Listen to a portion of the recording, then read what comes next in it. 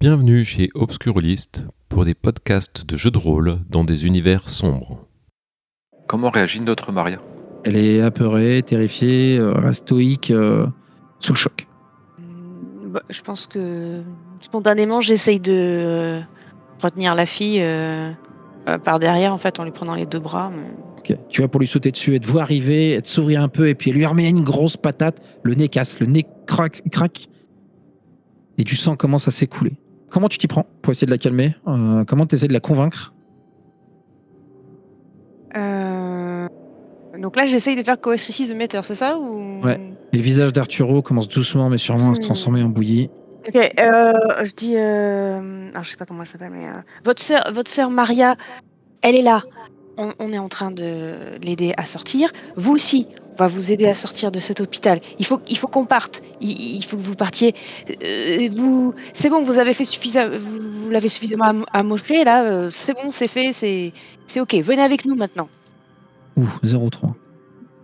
Elle va s'arrêter alors qu'elle a un coup de poing qui commence à filer à nouveau vers le visage d'Arturo Reyes, qui lui a sombré sans doute dans un coma, qui a la peau qui est violacée par endroits, verte à d'autres, qui commence déjà à se tacher de rouge, de violet. Et elle s'arrête dans son mouvement. Elle se tourne vers toi. Tu t'attends à te faire attaquer.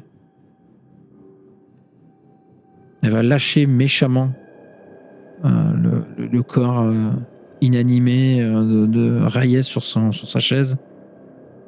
Elle va se tourner vers toi, les poings serrés, elle va s'approcher. Elle va te pousser contre le mur. Une force que tu aurais peut-être eu du mal à deviner chez elle. Et c'est vraiment Maria. Quand elle le fait, t'as vu rebondir sur sa poitrine le même collier, avec lui aussi une seule pierre sur 3, à un emplacement différent. Et tu vas la voir se diriger face à l'autre Maria, elles vont se regarder. Et Vince, Greg, derrière vous, vous apercevez les deux silhouettes des soldats de la Première Guerre. Celle de tout à l'heure, les premières. Ouais. Je prends Maria avec moi, je prends l'autre Maria avec aussi, je dis allez on file. Ouais, je regarde un peu à droite à gauche pour pouvoir essayer de trouver le chemin le plus rapide à paix. Vous allez prendre les Maria. Toi, tu cherches un plan de sortie. Ouais. Et les deux gars. Malheureusement, il n'y avait qu'une entrée, qu'une sortie, qui était cette porte. Il y a ces box qui pourraient vous servir de cachette. Et avant d'avoir eu le temps de trop tergiverser là-dessus, vous apercevez les deux Maria. Donc Greg, toi, tu leur avais chopé les mains. Ouais. Et tu vas les voir qui semblent un peu se rapprocher l'une de l'autre, un peu te repousser un peu, et finir, tu vas voir tes mains qui vont limite se coller l'une contre l'autre, et puis elles vont te lâcher les mains, se prendre l'une l'autre, et tu vas assister à une scène à nouveau surprenante, où elles se jetteront un regard, et il commencera à y avoir une lumière intense et des éclairs qui vont commencer à parcourir le dessus de leur peau, puis commencer à frapper un peu les alentours, puis passer vraiment du sol au plafond, et chaque impact laissant une trace de brûlure. Qu'est-ce que vous faites ? Je me jette à terre, je m'abrite. Je crie aux autres c'est difficile, elle se reforme, abritez-vous, ça a pété. Je me retourne un peu surpris parce que t'es en train de regarder un peu à droite à gauche, et justement je me jette à terre à l'opposé des deux gars. Okay. Ouais, je m'exécute aussi, planqué sous un bureau ou un truc pour limiter.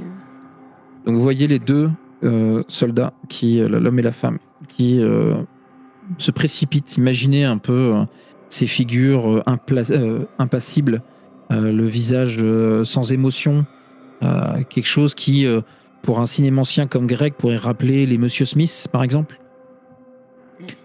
et qui s'avancent d'un pas assuré. Vous les voyez déjà, leurs bras à nouveau qui tombent, ils s'étendent et tombent jusqu'au sol. Une fois touché le sol, commencent à se projeter dans leur direction. Et alors que l'événement se passe, il y a une série d'arcs électriques qui prend tous les environs.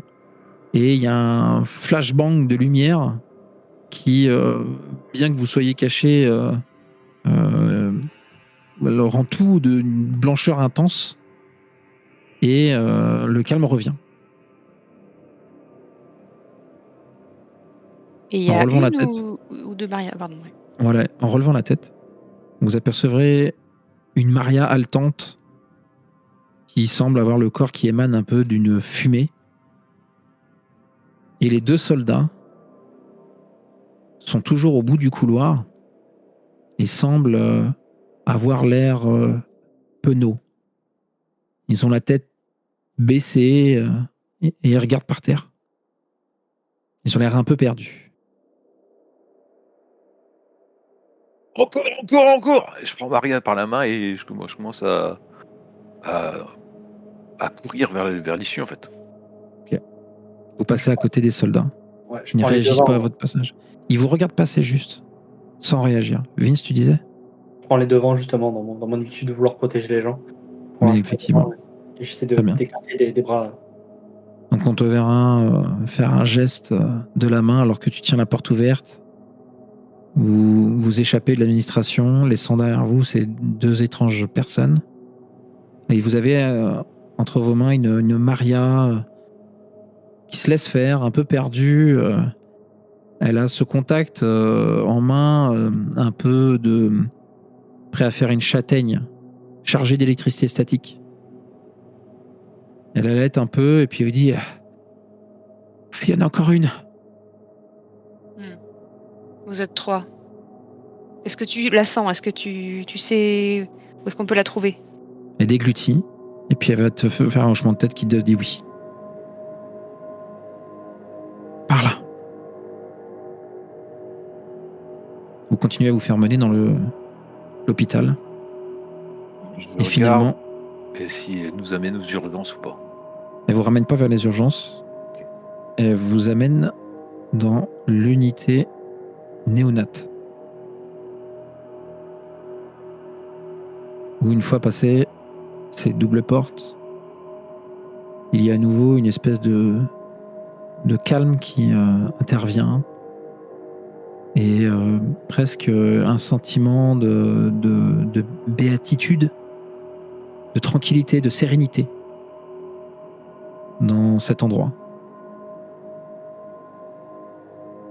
Vous apercevrez très rapidement une foule massée, assise, en train d'écouter une Maria Menchaca. Et qui l'écoute un peu comme on écouterait une histoire à la bibliothèque, un gourou dans une secte, un prêtre à l'église. Ça a l'air apaisant. Ça l'est. Elle chante une chanson, peut-être pour une berceuse ou quelque chose comme ça. J'ai envie d'amener Maria à la 3e en fait, pour qu'elle s'unisse aussi. Par contre, s'il va y avoir des éclairs et tout ça, va falloir protéger tout le monde. Donc, ouais. Vous apercevez que les lits, on appelait ça des lits pour les bébés, ont été déplacés un peu en demi-cercle, que tout le monde semble écouter ce que cette Maria a à dire. Et elle a un visage serein, calme, en train de réaliser ses paroles. Elle est souriante. Elle a des gestes doux. Il y a des parents, des infirmières, des docteurs, des gardes. Et même les bébés sont là. Vous les voyez, oui. J'ai bien compris qu'il va y avoir les éclairs et tout ça, que ça va être super compliqué. Donc moi j'ai envie que tout le monde se se parte d'ici en fait, que tout le monde aille se protéger, se mettre à l'abri. Oui. Donc je me dis que c'est le meilleur moyen, c'est ce que j'ai pas réussi à faire aux urgences en fait. Ok. De Tu commences. déclencher les alarmes incendies qui vont faire que les bébés vont être rapatriés dans les chambres, les parents vont les protéger, tout le monde va déserter les lieux, quoi. Ok. Tu t'approches de ces personnes-là pour leur prévenir. Tu commences à entendre, puis vous autres, si vous suivez aussi les paroles, puisqu'il faut amener Maria, hein. Vous l'entendez parler d'altruisme face à l'adversité, ce genre de peut-être de conneries pour certains, ou plutôt des choses qui résonnent plutôt bien pour des personnes comme Vince. Raconte des histoires sur les personnes qui lui ont donné du courage dans sa vie. Et toi, tu commences, Greg, à interpeller des gens. Et les personnes les plus à l'extérieur du cercle se lèvent. Vous pouvez voir que la Maria s'arrête de parler et que l'auditoire se tourne vers vous et vous regarde intensivement. Même les bébés ont tourné leur tête. Les personnes qui se sont levées s'approchent de toi et viennent te dire Greg, merci, nous n'avons pas besoin de ça. Repartez d'où vous venez. Je déclenche les trucs incendies. Ok, vas-y, fais-moi ton jet. Est-ce que ça passe? Oui. Ça passe. Les alarmes incendie commencent à retentir. Une fois, deux fois, et à la troisième, des jets d'eau viennent se projeter du plafond alors que les sprinklers s'activent. Ils viennent doucher absolument tout le bidon, déversant des litres et des litres d'eau à la minute. Tout le monde se retrouve un peu trempé, complètement d'ailleurs. Mais leur ferveur ne semble pas les avoir sortis de leur espèce de transe, manipulation. Quel genre de nom tu mettrais là-dessus? Ah oui, ils sont hypnotisés, quoi. Ils te disent, écoutez, vous allez attraper la mort en étant trempé. Il y en a un qui se rapproche avec une couverture et qui va te le mettre sur le dos. Vous ferait mieux d'y aller. Je me tourne vers Maria et je lui dis tu pourrais pas parler à ta sœur, à convaincre de venir avec nous, que vous n'êtes qu'une et que là vous avez été divisés, et que ensemble vous serez plus fortes.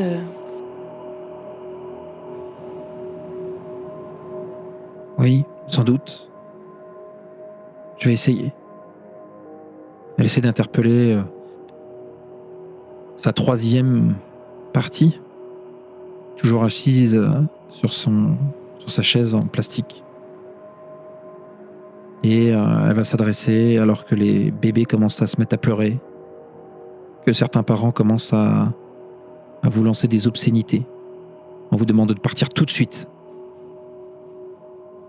Et elle va tout lui dire, lui commencer à rajouter des événements dont elle ne se rappelait pas, mais qui maintenant, une fois liés par sa deuxième partie, refont surface. Elle lui évoque quelqu'un qu'elle appelle par visiblement un surnom. Fancy Pants. Fancy Pants, c'est lui. Il nous a eu avec son collier. Ce qui nous a fait rechercher, c'était juste pour nous empêcher de l'unir plus. On aurait dû arrêter de faire affaire avec lui. C'était une bêtise et regarde tous ces gens qui subissent cette division qui nous a été imposée. Elle lui tend la main en lui disant « Ne faisons plus qu'un, même toi tu le ressens, même toi tu veux revenir vers moi. Ce n'est pas normal. » Et elle se regarde intensément, et alors que la foule est maintenant levée, que les bébés hurlent à plein poumon, que les paroles deviennent menaces. Elle lève un bras et le calme se refait. Elle se lève, fend la foule et se dirige vers elle-même. Elles se regardent dans les yeux et finissent par se prendre main dans la main. Et comme à la première fois, vous les voyez se fondre l'une en l'autre, créant ces arcs électriques et cette lumière qui explose d'un coup et vous aveugle quelque temps. Vous avez au sol une Maria réunie qui halète et qui semble avoir toute sa tête. Qui allait de quoi? Elle halète de Elle fait comme ça. son souffle. D'accord. Pas J'étais un chez- bébé. Je suis chez les néonates là, alors. Elle prend un bébé, elle allait avec elle. Elle n'a pas les chouches à l'air, non, c'est bon. Elle reste avec nous, Greg. Eh ben, je me tourne vers Vince et je lui dis. Un coup je regarde Maria, un coup je regarde Vince, je dis la sortie, un chemin vers la sortie, et vous avez une idée c'est bon là, on n'a plus qu'à l'amener au commissariat et on est bon. Ouais. Genre, j'ai les yeux grandement écarquillés par ce que je viens de voir là. Oui, bien sûr. Si tout était si simple. Je veux pas que les deux gars habillés comme les soldats de la Première Guerre mondiale, avec leurs bras immenses, se pointent de nouveau. Ouais, bien sûr.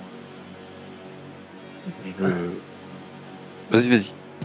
Je demande à Maria ces 2 colliers qui restent pour le mettre avec le 3e là, pour les remettre ensemble. Mais tu Et, vois que ton collier porte 3 pierres. Ah, le collier ok, très bien. Bon, bah ça c'est fait. Et il est toujours dans le. Et moi, pendant toute la scène, j'ai eu la musique. Hein. J'ai eu la musique de l'événement qui montre que ça avance bien, qu'il y a une étape qui vient d'être franchie dans le film que je vis au fait au quotidien. Là, je me dis que c'est encore trop avant-gardiste pour la société. Là. Il faut tourner ça comme un film de science-fiction et ce sera encore une bouse alors que c'est ce qui se passe vraiment, quoi. Donc ça m'énerve et puis je regarde Vince, je vois que Jada agit comme il fallait et effectivement nos 2 hommes d'action, quoi, notre femme et notre homme d'action vont pouvoir nous mettre à l'abri. Et je prends Maria avec moi et je suis Jada et Vince qui nous emmènent vers le poste, vers le van puis ensuite le poste de police. Ok. Donc vous suivez l'indication de Vince de passer par la radiologie. Je vais éviter de faire un jet qui sera narrativement inintéressant. Et vous frayez un chemin grâce à ça vers un des endroits les plus calmes du bâtiment et trouver surtout une sortie de secours qui vous permettra d'atteindre l'endroit où vous êtes garé non loin, mais éviter toute la cohue de la salle d'urgence. Et au fur et à mesure où vous passez près de ces endroits-là, vous verrez que certaines personnes semblent se tenir un peu la tête, se ressaisir un petit peu. Dans cette salle d'urgence, il y a des gens qui sont à l'extérieur et qui sont en train de pleurer pour certains, d'autres qui sont en train d'être soignés pour des blessures mineures, comme si on avait espacé un peu tout ça, l'espace, et éviter que tout le monde se marche dessus comme c'était le cas juste avant. Vous remontez dans le van, foncez en direction de la station de police, et vous finirez par arriver quelques temps plus tard face au bureau d'une des personnes, face à un commis, un officier, là pour prendre les plaintes et les questions des gens. Qu'est-ce que je peux faire pour vous? Jefferson. Ça va, cette dame? On a besoin de voir le détective René Jefferson de toute urgence. Laissez-moi voir. Il commence à pianoter sur son PC. Je suis désolé, aujourd'hui c'est un jour de congé. Elle n'est pas au travail. J'appelle Jefferson devant le gars. J'appelle et tu tombes directement sur son répondeur. Est-ce qu'on peut voir un responsable de Jefferson, je sais pas, adjoint. Commissaire ? Oui, en fait, c'est une affaire particulière qu'on a avec elle et cette personne doit être sous protection rapidement. Ah bien, je vais téléphoner. Veuillez patienter plus loin, s'il vous plaît, dans la salle d'attente. Il y a Maria qui est toujours en tenue d'hôpital. Et elle te dit Stephen Sipans, c'est lui. Le commissaire ? Non, Le commis. c'est lui. Je sens que c'est lui. Il va s'en prendre à Jefferson. Oh. J'aurais jamais dû traiter avec ce temps. Jamais faire confiance à des démons, bordel. Je sais pas, je pense qu'il doit être. Quelque part, il l'a emmené. Il est sans doute pas chez moi. Vous êtes allé chez moi ? Oui, ça a brûlé. Quoi ? La cuisine, en tout cas, a brûlé pas toute votre maison, mais il y a eu un incendie. Je vais avoir des problèmes. Quelque chose dans mon sous-sol qui fait que la police va mettre son nez là-dedans. Avec Jefferson, j'étais protégé, excusé peut-être. Et après ce que j'ai fait. Est-ce que vous voulez qu'on retourne chez vous pour que vous récupériez votre truc là, ou on prend la tangente ? Pas confiance à des supérieurs et je pense que s'il se passe quelque chose, ils vont étouffer l'affaire et moi avec. Ouais, chez moi j'ai quelque chose contre Fancy Pants. Ok, donc on y va. Et on se barre direct, enfin je... N'attends pas le gars là.